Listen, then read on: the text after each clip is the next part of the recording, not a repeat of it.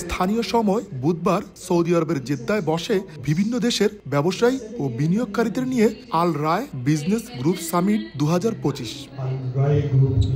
সামিটে অংশ নেন যুক্তরাজ্য, স্পেন, পাকিস্তান সহ বিভিন্ন দেশের উদ্যোক্তা ও বিনিয়োগকারীরা, ছিলেন প্রবাসী বাংলাদেশি ব্যবসায়ীরাও। ব্যবসা বাণিজ্য সম্প্রসারণ ও সহায়তা প্রদানের পাশাপাশি সৌদি আরবে আন্তর্জাতিক বিনিয়োগের নতুন সম্ভাবনার দ্বার খোলাই এই আয়োজনের লক্ষ্য বলে জানান আয়োজকরা।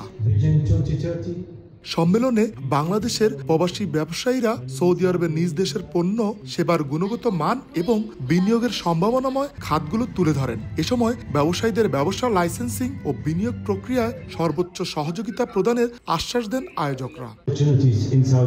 সৌদি আরবের অভূতপূর্ব উন্নতির পদক্ষেপ ভিশন 2030 এখন নতুন দিগন্তের সুযোগ তৈরি করছে। ভিশন 2030 রিয়াদকে গড়ে তুলছে ব্যবসা, বিনিয়োগ ও উদ্ভাবনের গ্লোবাল হাব হিসেবে। বিদেশি বিনিয়োগকারীরা এখন পাচ্ছেন শতভাগ মালিকানা, সহজ লাইসেন্স প্রক্রিয়া ও কর সুবিধা। প্রযুক্তি, উৎপাদন, পর্যটন ও নবায়নযোগ্য জ্বালানি সহ প্রধান খাতগুলোতে উন্মুক্ত হচ্ছে নতুন সম্ভাবনা।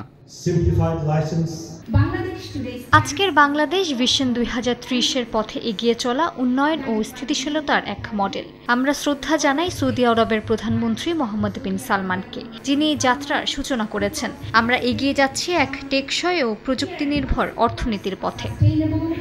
ব্যবসায়ীরা জানান, এই উদ্যোগ দুই দেশের দ্বিপাক্ষিক বাণিজ্য ও বিনিয়োগ সম্পর্ককে নতুন উচ্চতায় নিয়ে যাবে।